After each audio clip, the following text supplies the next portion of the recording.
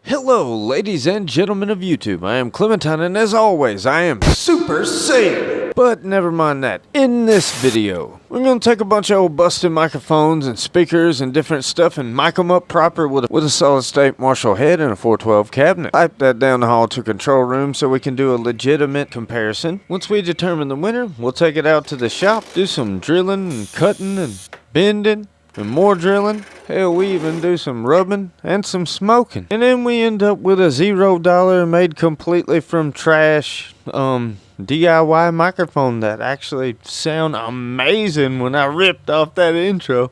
So if this all sounds like something you might be interested in, stay tuned! Roll that beautiful bean footage.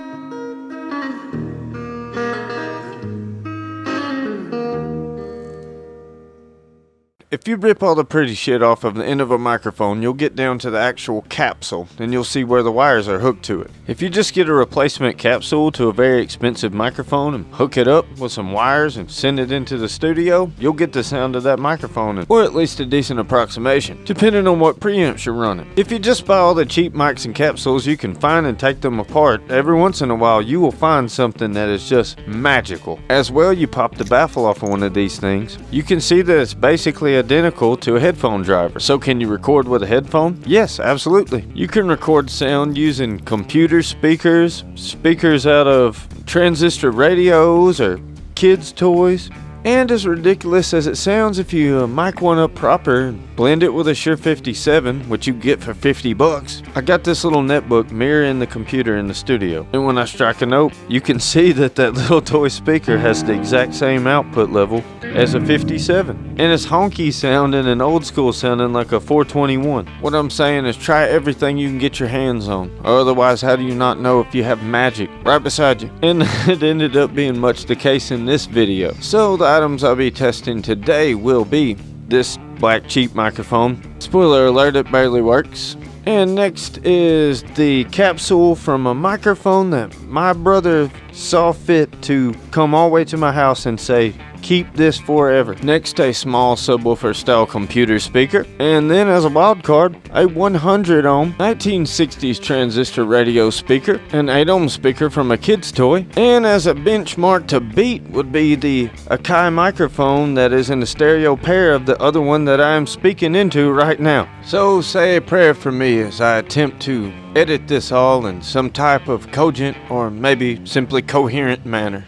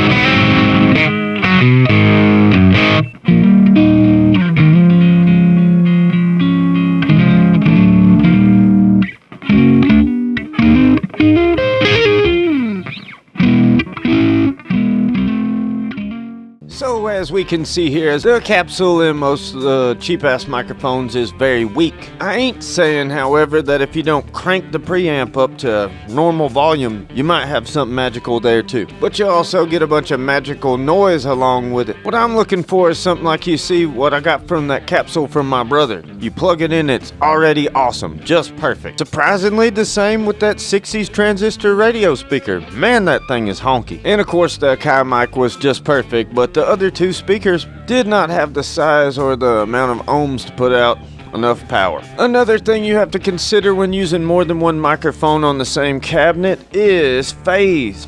As good as that mic capsule sounded, I did have to flip the phase on it. When I first plugged it up, it had no highs and it sounded like it was in a bucket. You can also change phase by using the wires. Furthermore, if you're actually recording a song and not a YouTube demonstration, you really wouldn't want to double track these mics like this. Due to digital summon fucking up the phase, what you would rather do is use a small mixer like any one of these and sum these mics together into this mixer, get your phase, get everything committed there, and then come into your interface with just one wire. This is also a big reason why you actually need good sounding mics. When you don't need to set levels or EQ a damn thing, you don't have to worry about doing it before or after summon. It just doesn't happen. So why two microphones and why 57 if it sounds like fucking nails on a chalkboard? 57 and a Royer 121 or 57 and a Sennheiser 421 is just what has been always used as the easiest, quickest way to get the right sound. We need the butter to go with our 57's jam. So to house the capsule or whatever speaker or small driver you're using, I thought this little square tin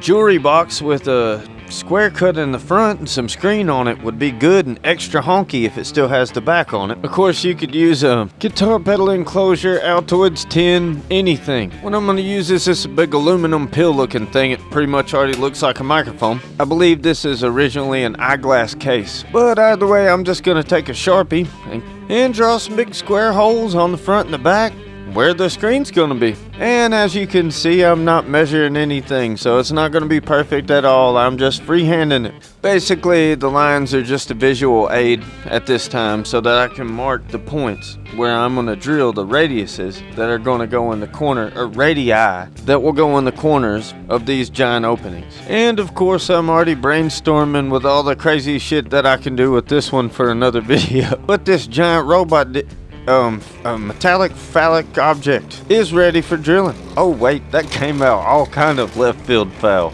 Well, we're leaving it in. That's a pink Floridian slip. When you put the brick in the wall, this is metaphor for the heaviness of the relationship with your mother. So really, what am I supposed to say here? I mean, I'm drilling holes with a step drill. The reason for these holes is so that when I take an abrasive slitting disc and go between them, it'll already leave a perfect little radius in every corner. As well as the holes for some type of mounting bracket and a place for the wire to come out. So taking a little Harbor Freight Dremel and start marking out an actual line on there to follow, and it's starting to make my hand numb immediately. Nope, not doing this. That's a recipe for flying busted discs flying all around the room. And of course, no shop is complete without a stray cat in the corner licking its butthole. Bros, this little aluminum case was hard to bust into. I kept scoring and scoring and scoring on it for like 2 minutes, and then finally once it busted the surface, I was able to get that blade down in there and force it to the side. I mean, just watch what I'm talking about. This damn thing was thick. But anyway, if you are persistent, you got a nice score line on it and you break the surface, you can force it over. So I did keep cutting on it and cutting it, cutting it and cutting it and cutting it and then cutting it. Boom, already pretty much looks like a microphone, like some old-timey broadcast microphone. Then after a decent amount of filing, it really did start looking like a microphone. Follow that up with a hand sanding with some rough emery cloth and it's pretty much done. So this big long black object, how about that? See, there's that dark segment of the moon again. Well, we're putting some cutting fluid on it so that we can circumcise it. Now I'm just gonna let this cut in real time as I say. What this is a piece of flat steel, but this is not like soft steel, and you notice how fast it cut.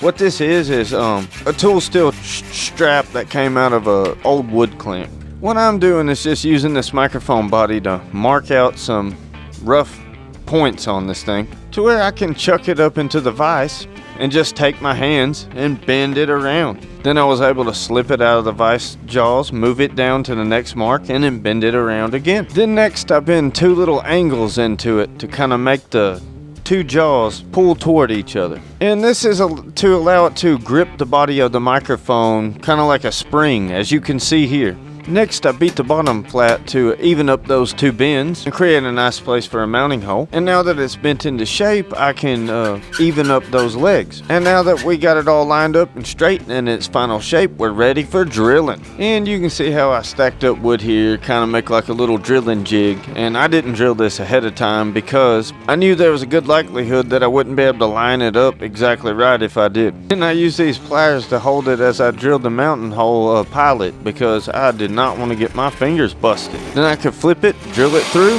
and check it out. It fits and it's all lined up perfect. So now to make this look like something worth having, I'm gonna take a hacksaw and start cutting all these corners off. And once again, I just want to iterate how damn fast a hacksaw really is. Just going ahead and using a good hacksaw for a job like this is much better than going and turning on a compressor, hooking a cord to it, getting an air hose, or using a loud ass side grinder, shooting stuff all across the shop. Same with filing. If you just take a file to some steel and start rubbing it, you will see chips flying everywhere. This is what we need to be teaching kids in school. We need to be giving them like just a square piece of metal and a file and being like, say, take this home over the weekend and make it into a sphere. Once you do that, you will realize that you can make anything you want. Anything. Yeah, in real time, that cutting and filing only took 11 minutes. And now I have a bracket that can last 200 years. So to keep it looking old as hell, I did something I never done before. I did a finish on metal with colored Danish oil. Worked fantastic. The shiny places, I used a little bit of brown Sharpie and then rubbed it in again. While I was at it, I went ahead and started rubbing down that aluminum case body, and it actually did some kind of reaction with it and made it look old too. So to start the internal shock mount, I just take a piece of hose and cut it. It's just a really old piece of that clear stuff from the hardware store. And I've cut it to a perfect length where it will wedge tightly inside the body of this microphone and hold itself. And finally, here's that capsule I got from my brother. It's been stripped all the way down to the magnet, and the mount on the back has had a piece of tie wire wrapped around it and then twisted tightly to make a poster, in this case more of a pendulum. But what kind of microphone is this amazing capsule from, right? Somebody's waiting on it, I know they are. Some cheap ass Logitech or Creative Labs computer microphone or something for Xbox, something like that. My brother has a much better ear than me, and he also, like me, understands OEM manufacturing, and he just got a cheap microphone that was one of the first generations before they started putting the crappier capsules in them to save money. Anyway, I'm gonna mark how low this thing needs to hang inside of the microphone case. Place the rubber mount on the mounting hardware, which ain't nothing but a bolt from some IKEA furniture. Chuck the whole deal up in the vise and do a little bit of wire wrapping. Make sure I got a flat side against that rubber so it'll hold itself into orientation, and then I bend this capsule down just a little bit so it will always be at a slight angle to the cone. Clip off the excess and the shock mount's done. And viola. It is movable and rubbery feeling, but it holds its position. It also mounts inside the microphone case in a very good position. You can see here how the capsule basically is not going to be impeded or changed by this case at all. It's kind of out there in the wind just doing the same thing it was doing on the clamp. Also, every time you're building something, test fit everything like 11 times. Now I just need me some screens in here and it would look professional. Where the hell I'm gonna get some of them? Oh wait, when you're a hoarder, you do need light gray, dark gray, or black. I think I'll take black.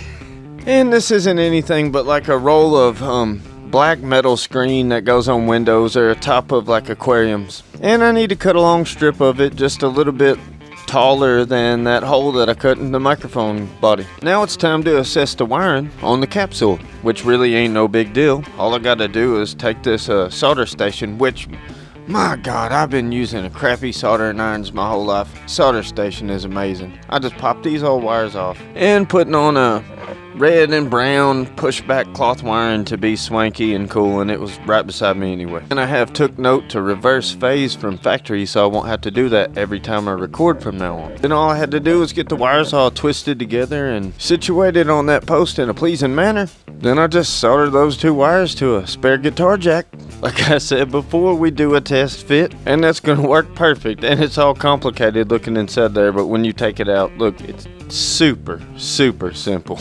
And now it's time to put it together. First, I installed the jack in the top corner. And now for how to do this screen. Well, knowing that this screen is metal and it will spring out, I started rolling it tight on a little dowel here. And once I got it started, I rolled it up by hand. When it got about as dark and opaque as I wanted, which was about 3 layers deep, I cut off the extra. Now I gently take this springy roll and let it open up just enough in my hand that I can fit that capsule in there and slide it up that post. Then once I had everything situated and lined up, I took it off a frame where I could hold it and close it without it springing out on me. Then once it stabilized and it was looking good, I wrapped me some tape on there to keep it from popping open. Then once I had the hardware ready, I could just pull that tape off of there, put that bracket on there, run that bolt through there, and I have put a rubber sink washer up near the head of that bolt so that it will hold its position when you maneuver it into place in front of an amp or a speaker cabinet. And the other side is just a nylon lock nut.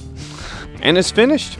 And when you shine a light through it, you can see that capsule in there perfectly. You could always open this up, bend it, tweak it, change it. And for those of you that care and have stuck around this long, let's see what it sounded like in this configuration with some more unmixed tracks from the intro from the beginning of this video.